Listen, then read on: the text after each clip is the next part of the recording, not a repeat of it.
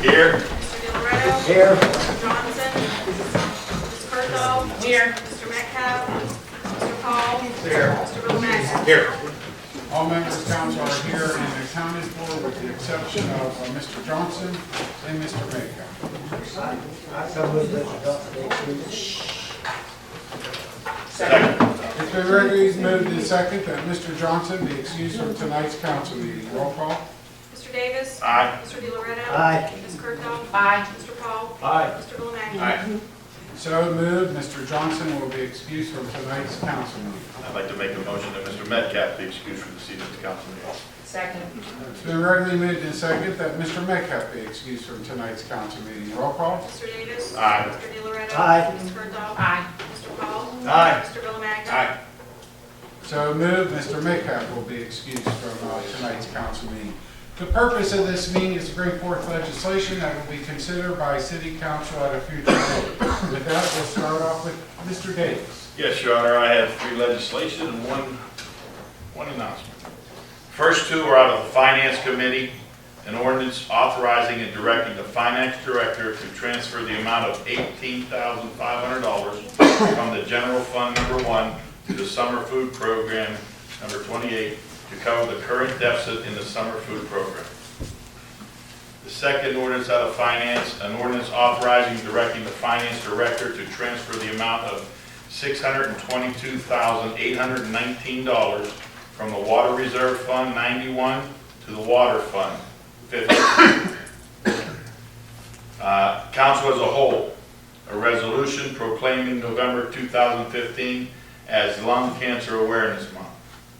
That's it for legislation, Your Honor. But I would also like to remind the community that this Saturday, from 6 to 8 in the evening at the Martin Luther King Center, we will be having a community Halloween party.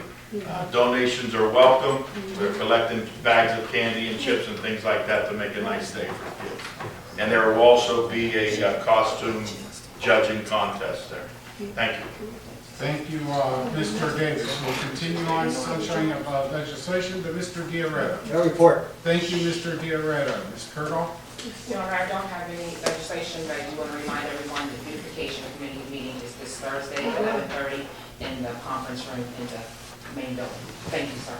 Thank you, Ms. Kurthoff. We'll continue on to Mr. Paul. I have nothing to say, Your Honor. Thank you, Mr. Paul. Mr. Bill Magna. Nothing to see. Thank you, Mr. Bill Magna. That will conclude the sunshining of legislation.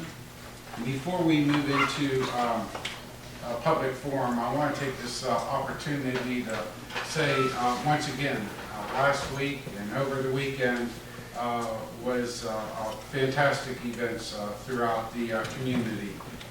We had the annual cleanup on both the hilltops, Bayville and Pleasant Heights. Volunteers, especially the role that the Franciscan University played, really outdid themselves in sprucing up and cleaning up the hilltops. So congratulations and thank you to all the volunteers that assisted in that particular program. And also, last week, Thursday, we really had an outstanding event in the Central Business District, the Real Estate Development Summit.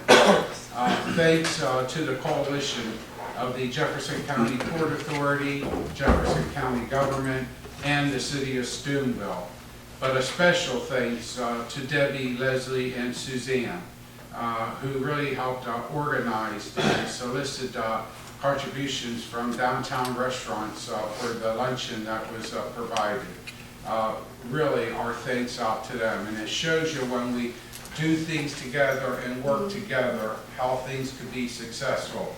We're continuing to receive questions, even interest in the Central Business District. So, as I said before, our mission was accomplished because it really sparked some community conversation. And that's what is needed. Our speaker that day, Fonzie, was really outstanding. You had to listen to her message so we can all move forward together.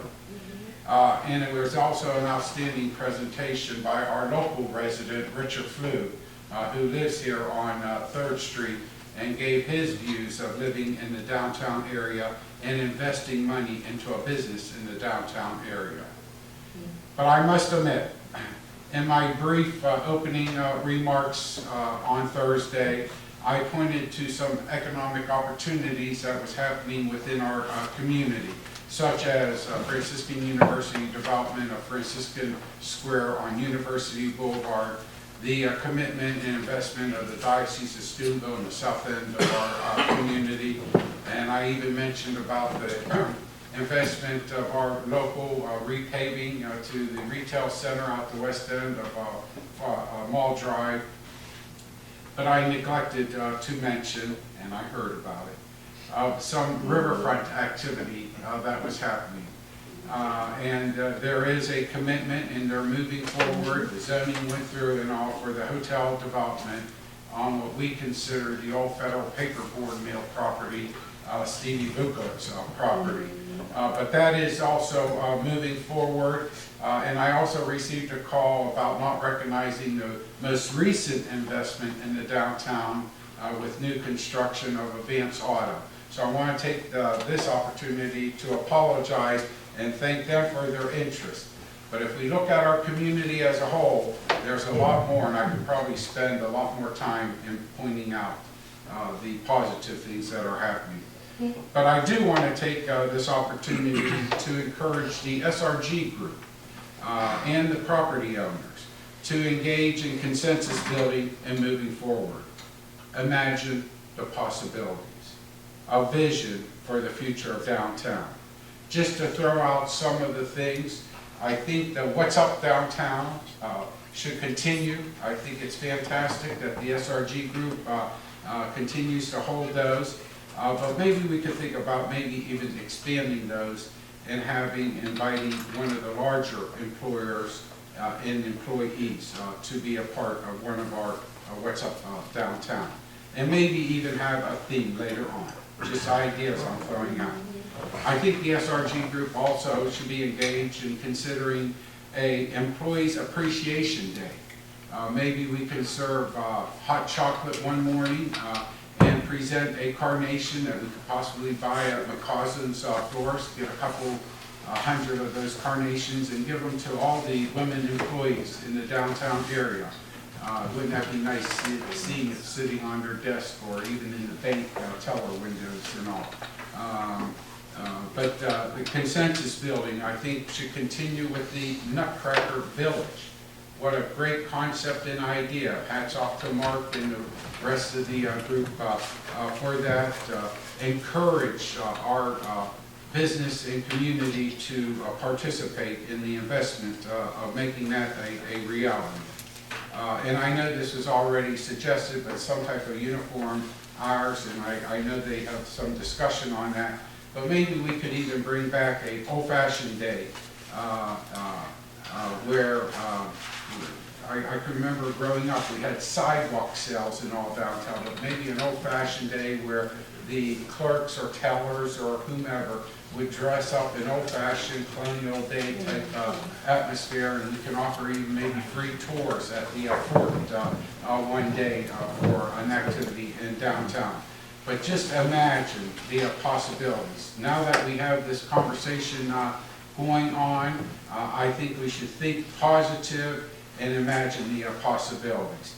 Also, this is a project that should be a little down the road, but it would be great to consider fiber optic in our downtown area where we have hotspots with Wi-Fi. I think students and all would come and participate more if they have that connectivity as they're talking about. But what I'm trying to say tonight is a great, outstanding event, and I look forward for this coalition and us moving forward together. Yes, Mr. DiRetto. The business downtown that was looking for a place downtown for the past year, BB's Restaurant, dying to stay downtown. She's got no help from anyone. Talk about reviving downtown. There's a lady right there, been there for a year, has no help from no one. I've been all over the place. The ideal place for her to go is up at the bus station. And all I've gotten is negative response. I think it's time for somebody besides me and everyone else to get her relocated, if you're gonna start downtown. Well, I do know that Evan Skirty, our economic development director, even did the outreach with Frank Bovino at We gotta get hold of for her. I did that Put some also. pressure on him. There's federal regulations on that, but we No, will there's no continue to regulation. work on it. He's holding it up. Go ahead, I'm sorry, go ahead, he's holding it up. Okay. That will conclude my remarks. Is there anyone wishing to speak to City Council on city business? Please come forward, state your name and address.